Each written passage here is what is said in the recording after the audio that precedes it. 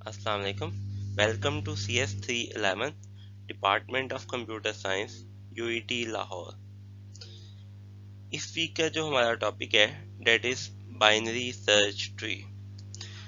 हम binary search tree को explore करेंगे, उसमें इंसर्शन, डिलीशन एंड सर्च की जो ऑपरेशंस हैं उनकी टाइम कम्प्लेक्सिटी को देखने की कोशिश करेंगे। इसके अलावा वर्स्ट केस के अंदर जब बाइनरी सर्च ट्री बैलेंस नहीं रहता उसका सलूशन फाइंड आउट करेंगे कि उस केस में बैलेंस्ड बाइनरी सर्च ट्री कैसे बनाया जा सकता है। जब भी हमने नोड्स लाइक डेटा स्ट्रक्चर को सेव करना हो हमारे पास दो ऑप्शंस हैं। नोड्स हम किसे कहते हैं? किसी भी इंटीजर को, किसी भी कैरेक्टर को या किसी भी डाटा को सेव करने के लिए हमारे पास कोई ना कोई नोड्स हो सकते हैं। उसके अंदर जो की होती है, जो डाटा होता है, डेट इज की। इस तरह के डाटा को स्टोर करने के लिए हमारे पास दो ऑप्शंस हैं। हम एरेज को भी यूज कर सकते हैं या लिंक्ड लिस्ट को भी यूज कर सकते हैं। एरेज के अंदर हमारे पास जो ऑप्शन है वो ये है कि हमारे पास इंडेक्सेस होते हैं, हर इंडेक्स के ऊपर कोई ना कोई की पड़ी होती है। सेकंड जो ऑप्शन है वो है लिंक लिस्ट। लिंक लिस्ट में this is single link list जिसके अंदर एलिमेंट एक दूसरे से कनेक्टेड होते हैं।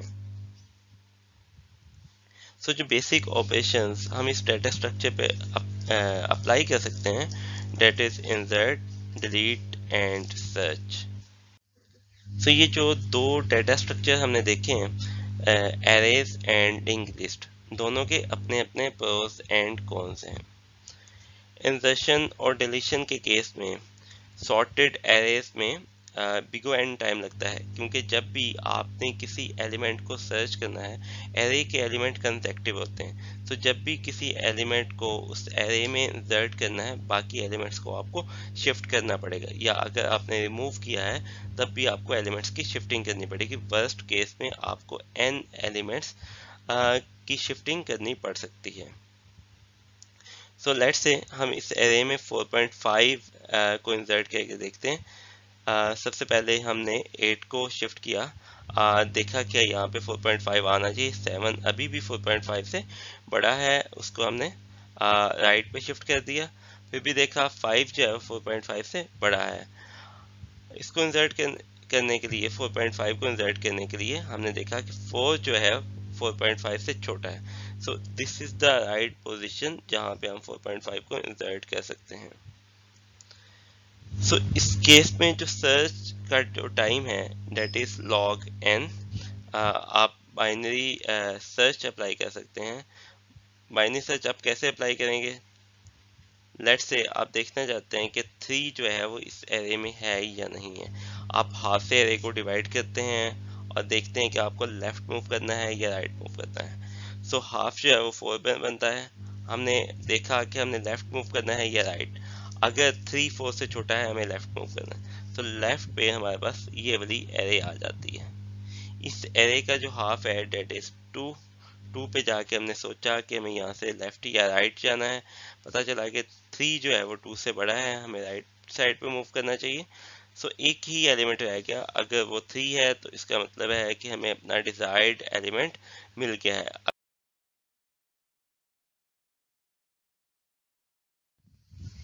जैसे हम एरे को इंडेक्स वाइज एक्सेस कर सकते हैं, कभी भी आप एरे के मिड में चले जाते हैं, कभी आप एरे में लेफ्ट या राइट मूव करते हैं, उस पे बाइनरी सर्च एप्लीकेबल है।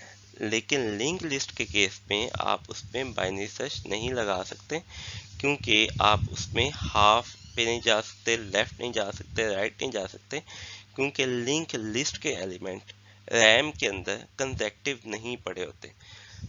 लिंक लिस्ट अगर सॉर्टेड है या नहीं है, आपके सर्च के ऑपरेशन, इंसर्शन या डिलीशन के ऑपरेशन पे फर्क नहीं पड़ेगा।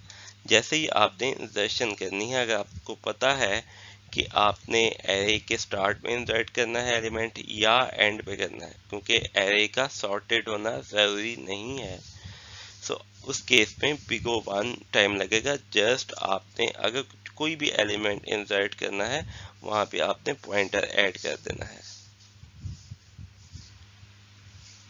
सो अगर 6 को आपने इस एरे में इंसर्ट करना है तो स्टार्ट पे आपने इंसर्ट करना है या एंड पे।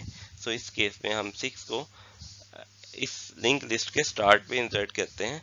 सो जस्ट आपने इसमें एक पॉइंटर ऐड करना है, हेड की तरफ आपने जो पॉइंटर है और जो 7 और हेड के दरमियान में, वहाँ पे दरमियान में आपने 6 को इंसर्ट कर दिया।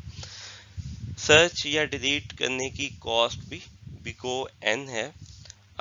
इस केस में जब भी आपने कोई एलिमेंट सर्च करना है, क्योंकि एलिमेंट सॉर्टेड नहीं है, सो फर्स्ट केस में आपको पहले से लेके लास्ट एलिमेंट तक जाना पड़ेगा। सो सर्च की जो कॉस्ट है वो बिको एन है। डिलीशन के केस पे भी आपको पर्टिकुलर एलिमेंट सर्च करना पड़ेगा, देन उसका पॉइंटर आप चेंज करेंगे तो उस केस में भी बिको एन टाइम लगेगा।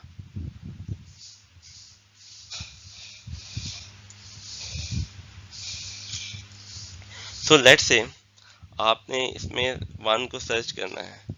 सो आप हेड से स्टार्ट होंगे, पॉइंटर बाय पॉइंटर आगे मूव करेंगे। जब आपने कोई एलिमेंट डिलीट करना है, आप पॉइंटर्स को मैनिपुलेट करके आप कोई भी एलिमेंट डिलीट कर सकते हैं। तो हमने देखा कि हमारे पास दो डेटा स्ट्रक्चर थे, सॉर्टेड एरेज और link list.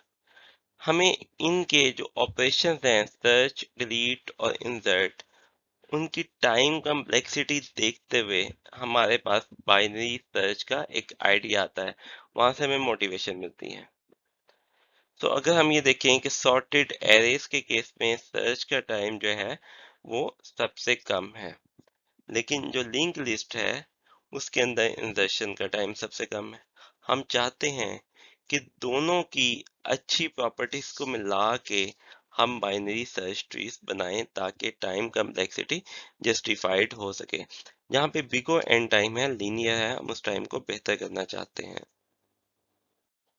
Binary search trees के केस में जो टाइम कम्प्लेक्सिटी है तीनों ऑपरेशंस की, वो एक अच्छा कंप्रोमाइज है कि अगर आपने सर्च का टाइम लेना है, सॉर्टेड एरे से जो बेस्ट टाइम है वो आपको मिलता है। डिलीशन का टाइम दोनों के केस में लीनियर टाइम में जाता है, that is big O n. Balanced binary search tree आपको उस केस में भी लॉग एन टाइम प्रोवाइड करते हैं। जो इंसर्शन का टाइम है, लिंक लिस्ट में बिको 1 है, सॉर्टेड एरेज में बिको एन है। सो एक कंप्रोमाइज हमारे पास मौजूद है कि अगर बाकी दो ऑपरेशंस बेस्ट की तरफ जा रहे हैं तो इंसर्शन भी लॉग एन टाइम में हो रही है, लीनियर नहीं है, यूनिट टाइम भी नहीं है, लेकिन उसके दरमियान में एक दरमियानी रास्ता हमने निकाल दिया है। सबसे पहले मैं बाइनरी ट्री की कुछ टर्मिनोलॉजीज को डिफाइन करूंगा। आ, कोई भी एलिमेंट इसमें नोड कहलाएगा और उसके अंदर जो डेटा है वो की कहलाएगी। आज जितना भी हम लेक्चर पढ़ेंगे उसमें तमाम की तमाम कीज यूनिक हैं। जो सबसे टॉप पे एलिमेंट होता है, सबसे टॉप पे नोड होती है, उसे हम रूट एलिमेंट कहते हैं। जो लीफ पे एलिमेंट्स हैं उन्हें लीफ नोड्स कहेंगे। हर नोड के मैक्सिमम 2 चिल्ड्रन हो सकते हैं। इस केस में, इस ट्री के केस में, जो 3 है उसका लेफ्ट चाइल्ड 2 है, 3 का जो राइट चाइल्ड है डेट इज 4 और 3 का पेरेंट 5 है।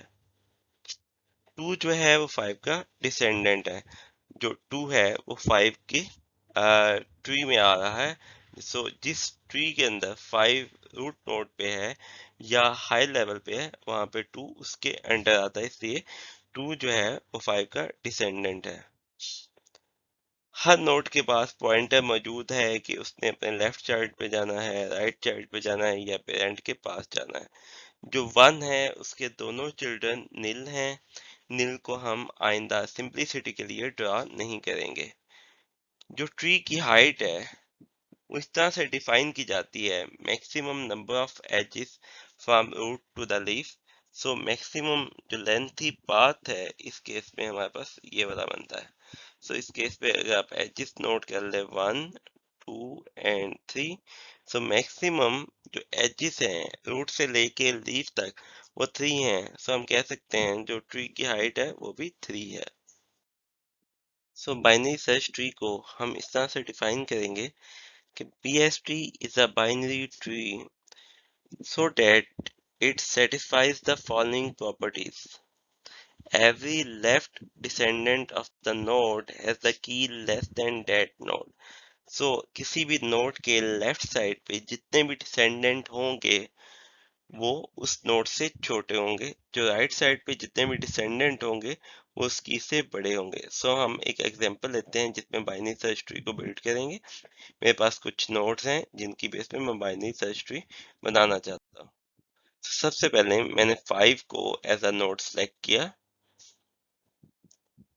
5 के राइट साइड पे 5 से बड़े एलिमेंट जाएंगे, 5 से जो छोटे एलिमेंट है वो उससे लेफ्ट साइड पे जाएंगे। सो हम एलिमेंट्स को इस तरह से अरेंज करते हैं कि जो बड़े एलिमेंट है वो राइट साइड पे आ जाएं। तो हमें इतना पता चल गया है कि 5 जो है वो रूट नोड बनेगा, लेकिन बाकी जो एलिमेंट्स हैं उनके बारे में दोबारा से हम फैसला करेंगे। ये इस तरह से है कि जैसे हमारे पास एक सब प्रॉब्लम बन गई है। सो अगर हम अब देखें, हमने लेफ्ट साइड से 3 को सब ट्री का रूट नोड बनाया, 7 को राइट साइड से सब ट्री का रूट नोड बनाया। सो 5 के नीचे ये दोनों एलिमेंट्स आ गए। सब 3 के लेफ्ट साइड पे उससे छोटे एलिमेंट्स हैं, 3 से के राइट साइड पे उससे बड़े एलिमेंट्स हैं। सो उसी तरह से उनको एडजस्ट करेंगे, और एडजस्ट करने के बाद जब हम फाइनल ट्री बनाएंगे तो हमारे पास ये ट्री बन जाएगा।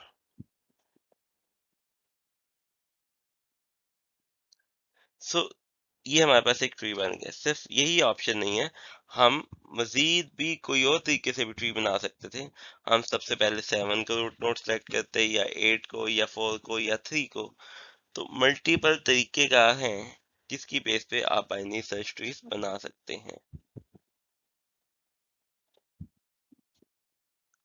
सो अभी हमने जिस तरह से बाइनरी सर्च ट्री बनाने की कोशिश की है, ये आइडिया, ये इस आइडिया की मोटिवेशन क्विक सॉर्ट से मिलती जुलती है, जहाँ पे आप एक पिवट एलिमेंट सेलेक्ट करते हैं, उसके लेफ्ट साइड पे और राइट साइड पे एलिमेंट्स को एडजस्ट करते हैं, उसके लेफ्ट पे छोटे एलिमेंट्स और राइट पे बड़े एलिमेंट्स ले जाते हैं। सो अगर आपने यहाँ पे 5 को पिवट सेलेक्ट किया तो इसके लेफ्ट साइड पे आप उससे छोटे एलिमेंट्स और राइट साइड पे उससे बड़े एलिमेंट्स ले जाएंगे। फिर जो बाकी एलिमेंट्स बचेंगे उनके ऊपर अपनी प्रॉब्लम को दोबारा से चलाते हैं, और वहां से भी एक व्यूअर सेलेक्ट करने के बाद उस प्रॉब्लम को सॉल्व करते हैं। So we have here one more idea about the binary search tree, that is in order traversal of the binary search trees. So ये जो एल्गोरिदम है इसकी आउटपुट बाइनरी सर्च ट्री से एलिमेंट्स को sorted order में output कराना है। तो इसकी मोटिवेशन यहाँ से आती है कि जितने भी लेफ्ट साइड पे एलिमेंट्स हैं वो उस की से छोटे हैं, और जितने भी बड़े एलिमेंट्स हैं वो इस की से बड़े हैं। सो हम ये देखते हैं कि यहाँ पे हमने जो लेफ्ट साइड वाले एलिमेंट्स हैं उनके ऊपर फर्दर उसी कोड को रन किया है, और यहाँ पे राइट साइड वाले एलिमेंट्स को रन किया, दरमियान में इसकी को प्रिंट करवाने की कोशिश की है। सो इसको ड्राई रन करके देखते हैं इस छोटे से कोड के ऊपर। सो हम 5 से स्टार्ट करते हैं। 5 पे हमने इन ऑर्डर ट्रैवर्सल को रन किया। सो ये जो फंक्शन कॉल है ये कहती है कि आप लेफ्ट साइड पे दोबारा मूव करेंगे, लेफ्ट साइड पे आप आए और एक दोबारा फंक्शन कॉल हुई। इस फंक्शन कॉल के बाद आप दोबारा से इस कोड के मुताबिक आप लेफ्ट साइड पे मूव करेंगे। सो हम यहाँ से दोबारा लेफ्ट साइड पे मूव करते हैं। सो यहाँ पे लेफ्ट साइड पे आए और 2 के ऊपर इन ऑर्डर ट्रैवर्सल को रन किया। 2 के जो चाइल्ड हैं डेटा नील, सो 2 के लेफ्ट पे नील है। सो हम ये कहते हैं कि if x is not equal to nil, so base case हमारा ये कहता है कि अगर x नील नहीं है तब हम ये काम करेंगे, अदरवाइज हम कोई भी फंक्शन दोबारा से कॉल नहीं करेंगे। सो 2 के लेफ्ट पे नील है, इस केस में मजीद फंक्शन कॉल नहीं होगी, हम फंक्शन यहाँ से रिटर्न करेंगे, और जब ये वाला फंक्शन यहाँ से रिटर्न हो गया तो हम की को प्रिंट कर देंगे। 2 को हमने प्रिंट किया और उसके बाद ये भी फंक्शन कॉल आपकी खत्म हो गई। आप राइट साइड पे आए, राइट साइड पे आपने देखा कि नील है, इस केस में मजीद फंक्शन कॉल नहीं करेंगे। यहाँ से आप बाहर निकले और वापस आप वहां पे आ गए जहां से आप 2 पे पहुंचे थे। 3 पे आके आपने 3 को प्रिंट किया क्योंकि उसकी लेफ्ट साइड की कॉल खत्म हो गई है। तो आप राइट साइड पे जाएंगे, राइट साइड पे उसी तरह से फंक्शन कॉल करेंगे, 4 जो है वो आउटपुट हो जाएगी। राइट साइड की भी जब फंक्शन कॉल खत्म हो जाएगी तो आप वहां पे वापस चले जाएंगे जहां से आपने फंक्शन कॉल की थी, that is 5। So left side की फंक्शन कॉल खत्म हो गई है, आपने की को प्रिंट करवाना है। की को प्रिंट करवाने के बाद आप राइट साइड पे मूव कर जाएंगे। सो राइट साइड पे 7 है, 7 के भी नील चिल्ड्रन होंगे और आपने 7 को आउटपुट करवा देना है। जब आपने 7 को आउटपुट करवा दिया तो आपकी फंक्शन कॉल तकरीबन खत्म हो गई। सो हमारे पास इस तरह से सॉर्टेड एरे वापस आ जाती है। बाइनरी सर्च ट्री पे सर्च, इंसर्ट और डिलीट के लिए कुछ हेल्पिंग ऑपरेशंस हो सकते हैं। उन हेल्पिंग ऑपरेशंस को हम डिफाइन करते हैं। जो ट्री के अंदर, बाइनरी सर्च ट्री में मिनिमम एलिमेंट है, मिनिमम की है, वो कैसे निकाल सकते हैं, ये मैक्सिमम की है वो कैसे निकाल सकते हैं। सो हमें इस बात को देखना है कि जितने भी लेफ्ट साइड पे एलिमेंट्स हैं वो उस नोड से छोटे होते हैं, और मोस्ट लेफ्ट साइड पे जो एलिमेंट है वो सबसे छोटा होगा, और मोस्ट राइट साइड पे जो एलिमेंट है वो सबसे बड़ा होगा। सो ट्री मिनिमम के अंदर आप लेफ्ट की तरफ मूव करेंगे जब तक आपको नील नहीं मिल जाता। सो अगर देखें तो 1 के नीचे नील होगा। सो आप रूट नोड से लेफ्ट जाते जाएंगे, लेफ्ट जाते जाएंगे और लेफ्ट जाते जाएंगे, तो आपके पास जब नील आ जाएगा इसका मतलब है आप मोस्ट लेफ्ट साइड पे चले गए हैं, तो आपको मिनिमम एलिमेंट मिल जाएगा। मैक्सिमम में आप राइट की तरफ मूव करते जाएंगे और आपको एक टाइम आएगा कि आपको नील मिलेगा। सो नील से पहला जो एलिमेंट है वो आपका मैक्सिमम एलिमेंट होगा। What is the successor of a node in the tree? Successor हम उस नोड को कहते हैं जो इन ऑर्डर ट्रेवर्सल में उस पर्टिकुलर नोड के बाद एलिमेंट आता है। सो हम ये कह सकते हैं कि अगर हम एलिमेंट्स को सॉर्ट करें तो एक एलिमेंट के बाद जो दूसरा एलिमेंट आता है वो उसका सक्सेसर कहलाता है। सो इसको कैसे फाइंड आउट किया जा सकता है ट्री में?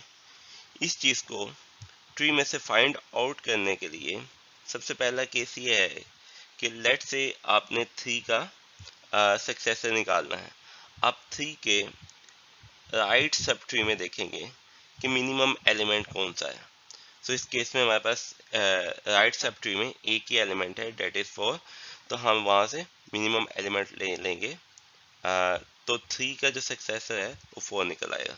अब लेट से हम 1 का सक्सेसर निकालना चाहते हैं। 1 का जो राइट चाइल्ड है या राइट सब ट्री है वो नील है। इस केस में आप ट्री में ऊपर की तरफ ट्रेवर्स करेंगे अनलेस के जिस नोड पे आप खड़े हैं वो अपने पेरेंट का लेफ्ट नोड ना बन जाए। तो यहाँ पे लिखा हुआ है कि वाइल का लूप लगा हुआ है, while x is double equal to y dot right. So हमने कंडीशन उल्टी लगानी है ताकि वाइल लूप को वहां पे रोका जा सके जब जो एक्स नोड है वो वाई के लेफ्ट पे आ गया है। सो हम यहाँ से स्टार्ट करते हैं। 1 जो है वो एक्स है और जो y है वो 2 है। सो हम y को 2 के इक्वल लेते हैं, x को 1 के इक्वल, क्योंकि y को हमने कहा है that is x dot p. So y जो है वो x का पेरेंट है। सो हमने इसको चेक किया और while लूप की कंडीशन चेक की कि क्या y is not equal to nil and x is equal to y dot right. So x जो है वो तो y के लेफ्ट पे है। सो लूप जो है वो उसकी कंडीशन फॉल्स होगी। हमने y को रिटर्न कर दिया, y वाज 2। सो हमने ये बताया कि 1 का जो सक्सेसर है डेट इज 2।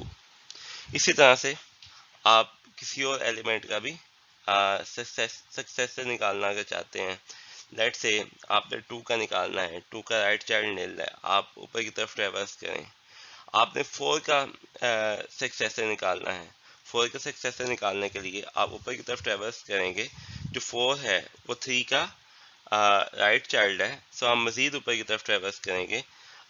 उसके बाद y जो है 5 बन जाएगा। 5 जो है वो 3 उसका 5 का लेफ्ट चाइल्ड है। सो यहाँ पे लूप की कंडीशन फॉल्स हो जाएगी, हम 5 को एज अ सक्सेसर रिटर्न कर देंगे। सो किसी भी नोड का प्रीडिसेसर एक ऐसा नोड है या एक ऐसा एलिमेंट है जो सॉर्टेड लिस्ट में उससे छोटा हो। तो इसका कोड भी ट्री सक्सेसर के आइडेंटिकल है। ट्री सक्सेसर में आपने चेक किया था कि अगर उस पर्टिकुलर नोड जिसका आपने सक्सेसर निकालना है उसका राइट सब ट्री जो है वो नील नहीं है, तो आप राइट सब ट्री में से मिनिमम एलिमेंट्स ले लेते थे।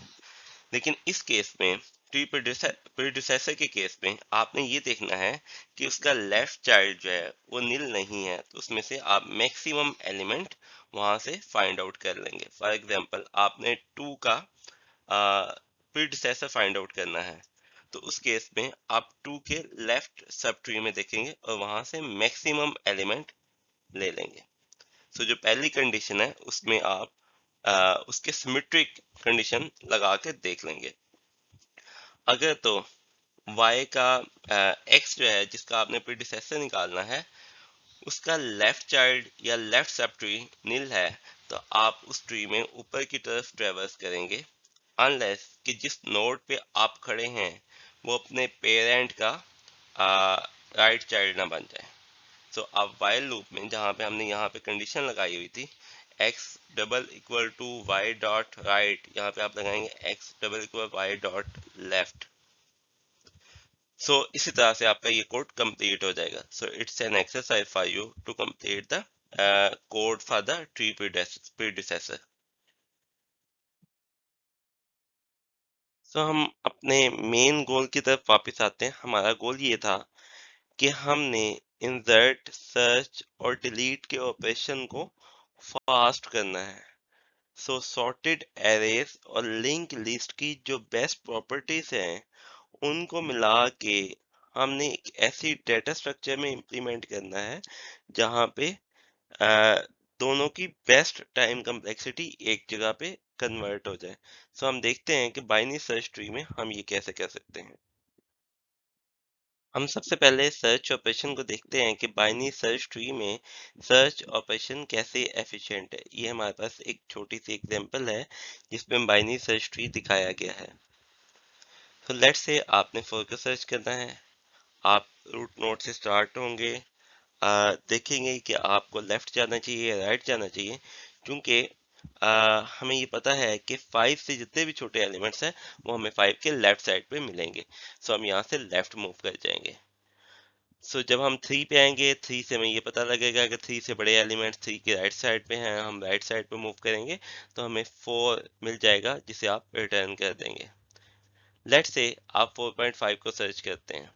उसी तरह से आप सर्च को इनिशिएट करेंगे, 5 से लेफ्ट जाएंगे, 3 से राइट जाएंगे और 4 से मजीद आप आगे नहीं जा सकते।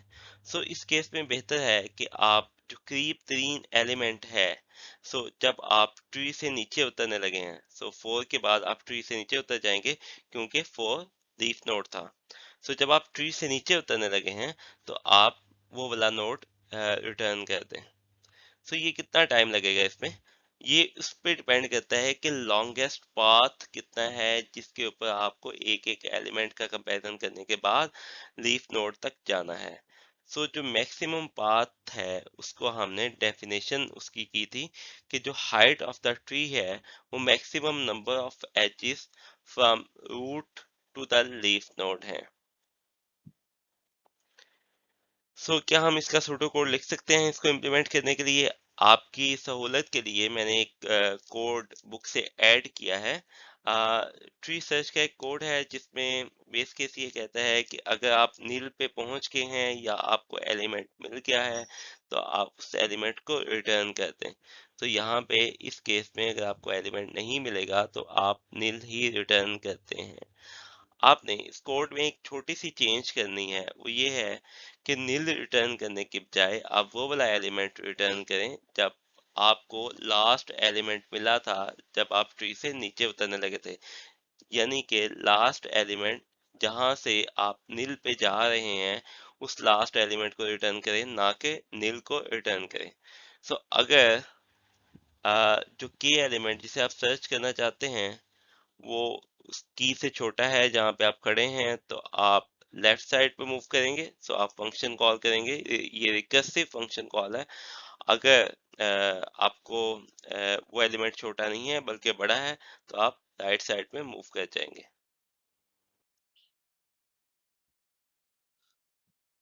सो सेकंड जो ऑपरेशन है, जो हम बाइनरी सर्च ट्री में देखेंगे कि इंसर्ट का ऑपरेशन कैसे एफिशिएंट हो सकता है, that is insert. So insert के केस में आप सर्च ऑपरेशन की हेल्प लेंगे जो आपने लास्ट स्लाइड में इम्प्लीमेंट किया है। सो हमने ये देखा था कि सर्च ऑपरेशन को जब हम इम्प्लीमेंट करेंगे, अगर वो एलिमेंट उस लिस्ट में से नहीं मिला, तो आप लास्ट एलिमेंट रिटर्न करेंगे जब आप ट्री से ऑफ होने लगे थे। फॉर एग्जांपल, अगर आपने 4.5 को सर्च किया है, तो इस केस में x क्या होगा, 4 के इक्वल होगा। सो आपने 4.5 को सर्च किया तो आपको x इज इक्वल टू 4 का रेफरेंस मिल गया। अब आप ये देखेंगे कि जिस एलिमेंट को आपने 4.5 को इंसर्ट करना है वो की से बड़ा है। सो की क्या है, 4 है। सो हम ये देखेंगे कि जो एलिमेंट आपने इंसर्ट करना है वो की से बड़ा है या छोटा है। अगर वो एलिमेंट की से बड़ा है, तो आपने उस नोड के राइट साइड पे एक मजीद नोड बना देना है, उसको वहां पे इंसर्ट करना है। अगर वो छोटा है तो आपने लेफ्ट साइड पे उस एलिमेंट को इंसर्ट करना है। सो इस केस में 4.5 4 से बड़ा था, तो हमने राइट साइड पे एक नोड बनाया और 4.5 को उसमें ऐड कर दिया। सो ये कोड ये कहता है कि अगर वो एलिमेंट पहले से इस ट्री में एग्जिस्ट करता है, तो आप उसे इंसर्ट नहीं करेंगे, क्योंकि इस लेक्चर में हमने स्टार्ट में एक अजम्पशन की थी कि आज के लेक्चर में जितनी भी कीज होंगी वो यूनिक होंगी। हमारे गोल में जो third operation binary search tree में था, that was deletion. So let's say we want to delete 2। So हम ये करेंगे, उस पर्टिकुलर की को डिलीट करने के लिए एक कोड लिखते हैं। सबसे पहले आप उस की को सर्च करेंगे। सो जब भी आपने किसी की को सर्च डिलीट करना है, सबसे पहले सर्च का ऑपरेशन परफॉर्म करेंगे। सर्च करने में आपको 2 का जो नोड है उसका रेफरेंस आपको मिल गया है। सो अगर आपको की मिल गई है, जस्ट उसे डिलीट कर दे। सो इसमें मल्टीपल केसेस हो सकते हैं। उन मल्टीपल केसेस को एक्सप्लोर करते हैं कि जब आप डिलीट करेंगे तो वो मल्टीपल केसेस क्या होंगे, उनको कैसे हैंडल करेंगे। डिलीशन में, बाइनरी सर्च ट्री की डिलीशन में 3 केसेस हैं। जो पहला केस है वो ये है कि अगर जो एक एलिमेंट जिसे आप डिलीट करना चाहते हैं वो लीफ नोड है, सिंपली इसे डिलीट करते हैं। फॉर एग्जांपल, ये आपके पास ट्री था, उसके अंदर 3 जो है वो 5 का लीफ नोड है और 3 से नीचे कोई और नोड नहीं है, तो आप सिंपली 3 को डिलीट कर दो, आपका ट्री ये बन जाएगा। सेकंड केस ये है कि अगर जिस एलिमेंट को आप डिलीट करना चाहते हैं उसका जस्ट एक चाइल्ड है। ये जो ट्रायंगल नीचे बनी हुई है, इसका मतलब है कि इससे नीचे भी एक सब ट्री मौजूद है। अगर जो एलिमेंट जिसे आप डिलीट करना चाहते हैं उसका एक चाइल्ड है, तो सिंपली आप क्या करेंगे, उस ट्री को ऊपर की तरफ मूव कर देंगे। जैसे आप यहाँ पे देख सकते हैं कि इस पर्टिकुलर ट्री में जब आप 3 को डिलीट करेंगे, तो 3 को डिलीट करने के बाद आपने 2 को 5 के साथ मिला दिया। थर्ड केस ये हो सकता है कि जिस एलिमेंट को आप डिलीट करना चाहते हैं उसके 2 चिल्ड्रन हैं। लेट से हम 3 को यहाँ से डिलीट करना चाहते हैं, 3 एज 2 चाइल्ड, और 2 के नीचे भी एक सब ट्री मौजूद है, 4 के नीचे भी एक सब ट्री मौजूद है। तो आप क्या करेंगे, आप 3 का सक्सेसर निकाल लेंगे। सक्सेसर हमें पता है कि राइट सब ट्री में से मिनिमम एलिमेंट होता है। Let's say that minimum element is 3.1। सो इस केस में आप 3 को उसके सक्सेसर से रिप्लेस कर देंगे। जब आप किसी भी एलिमेंट को उसके सक्सेसर से रिप्लेस कर देंगे तो क्या बाइनरी सर्च ट्री की प्रॉपर्टी मेंटेन होगी? यस, आप देख सकते हैं कि आपने सक्सेसर को उठा के 3 की जगह पे रख दिया, बाकी ट्री आपका वैसे का वैसा रहेगा। इमीडिएट सक्सेसर निकालने के लिए किसी भी नोड का, वो हमने प्रीवियस स्लाइड्स में देखा था कि सक्सेसर कैसे निकाला जा सकता है। अगर तो आपके पास 3.1 है, उसके 0 या 1 चाइल्ड है, या अगर तो उसका कोई चाइल्ड नहीं है, सिंपली 3.1 को इस जगह से आप रिमूव कर दें और इसको रिप्लेस करके 3 की जगह पे रिप्लेस कर दें। लेकिन अगर 3 का 1 चाइल्ड है तो आपके पास प्रीवियस केसेस में से एक केस बन जाएगा, तो रिकर्सिवली आप उस तरह से उसे अप्लाई कर देंगे। इसके बाद जो आगे ये क्वेश्चन आता है कि अगर 3.1 के 2 चाइल्ड हो सकते हैं, हमें पता है कि सक्सेसर हमने राइट सब ट्री में से मिनिमम एलिमेंट लिया। मिनिमम एलिमेंट हमेशा एक्सट्रीम लेफ्ट पे होता है, तो उसका लेफ्ट चाइल्ड तो होगा नहीं, क्योंकि आप एक्सट्रीम लेफ्ट पे पहले चले गए। मैक्सिमम उसका राइट चाइल्ड हो सकता है, तो इसके 2 चिल्ड्रन कभी भी नहीं होंगे। अगर 1 चाइल्ड होगा, सिंपली आप उसको यहाँ पे ऊपर की तरफ मूव करें उन चिल्ड्रन को, और 3.1 को ऊपर ले जाए। सो एक्चुअली आपने 3.1 को ट्री में से रिमूव करके 3 की जगह पे रिप्लेस कर दिया। ये ऑपरेशंस कितना टाइम लेते हैं, इसमें हमने देखा कि इंसर्ट करना है, आपने डिलीट करना है या सर्च करना है। तो एक्चुअली आप सर्च का ऑपरेशन ही कॉल करते हैं। जब आपने सर्च का ऑपरेशन कॉल कर लिया, तो बाकी जितने भी ऑपरेशन है छोटे छोटे ऑपरेशन है जो बिको 1 टाइम लेते हैं। सर्च कितना टाइम लेती है? सर्च हमने लास्ट स्लाइड में भी देखा था कि जितना मैक्सिमम पाथ है, जो ट्री की हाइट है, उसके बराबर टाइम लेती है। ट्री का जो टाइम है, हम कहते हैं हाइट लॉग एन है, तो सर्च जो है वो log n टाइम लेगी। हमारे पास एक ऐसा केस भी है, एक्सेप्शनल केस भी है, जहाँ पे log n टाइम नहीं लगता। ये भी आप देख सकते हैं कि ये भी बाइनरी सर्च ट्री है, जिसके अंदर ट्री मुसलसल राइट की तरफ बना हुआ है। इस केस में बिगो एन टाइम भी ले सकती है। ये वर्स्ट केस टाइम भी हो सकता है। इस केस में हमें क्या करना चाहिए? अगर हमने फास्ट सर्च, इंसर्ट या डिलीट के ऑपरेशन इंप्लीमेंट करने हैं, तो हमें जो उसकी हाइट है उसे मेंटेन करना चाहिए, क्योंकि हाइट जो है वो अगर एक की तरफ चली जाए, लेफ्ट साइड पे या राइट साइड पे चली जाए, तो हमारे जितने भी ऑपरेशन हैं जिनके लिए हमने लॉग एन टाइम या सर्च, इंसर्ट या डिलीट करना हमने कहा कि ये लॉग एन टाइम लेगा, वो सारे के सारे ऑपरेशन इनवैलिडेट हो जाते हैं। हमें इस केस में बैलेंस्ड ट्री मेंटेन करना चाहिए, जो हम अगली आने वाली स्लाइड्स में देखेंगे।